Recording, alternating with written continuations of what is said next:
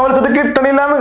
എന്താ രാവിലെ തന്നെ തുടങ്ങിയ? അതൊന്നുമില്ലടാ, ആ ഫാൻ ഒന്ന് ഫിറ്റ് ചെയ്യാനായിട്ടാ. കാലം നോക്കിയാ എന്തടാ, ഒരു ഫാൻ ഫിറ്റ് ചെയ്യുന്ന കാര്യല്ലേ, അത് നിനക്ക് തന്നെ ചെയ്താ പോരെ? അത്യാവശ്യം പണിയൊക്കെ എനിക്കറിയാം. അമ്മേ അതിങ്ങ് എടുക്ക്. പുള്ളി വരാന്ന് പറഞ്ഞാണ്, പിന്നെ ശരിയാക്കി വെച്ചോണ്ട് എന്റെ അടുത്ത് കൊണ്ടുപോയിക്കോളാൻ പറഞ്ഞാണ്. എടാ സൂക്ഷിച്ച്. ഇതൊക്കെ എന്ത് എടാ, ഈ ഫാന്റെ കമ്പനിയെ കൂട്ടായിപ്പാണ്. അതെന്താ കണ്ടില്ലേ, ആവശ്യമില്ലാത്ത നട്ടും ബോൾട്ടൊക്കെ. ആളൊരു നട്ടും ബോൾട്ടിന്റെ കാര്യമുള്ളൂ. അപ്പൊ സംഭവട്ടെ പിന്നല്ല.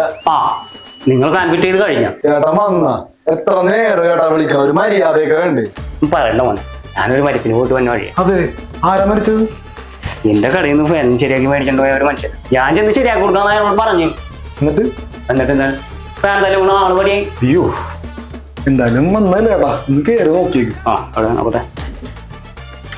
അല്ല, നീ ഇലക്ട്രിക് കടയിലൊക്കെ നിന്നിട്ടുള്ളല്ലേ? അതാണ്. അപ്പൊ പിന്നെ പേടിക്കാവുന്നില്ല. മോനെ നീ ധൈര്യമായിട്ട് ഓൺ ചെയ്യും. അല്ല, ഒന്ന് നോക്കിയിട്ട് പോരെ. ഒന്നുമില്ല, നീ ഓൺ ചെയ്തോ. അല്ല ചേട്ടാ, ശരിക്കും അയാളുടെ തലയിൽ എങ്ങനെയാണ് ഫാൻ വീണത്?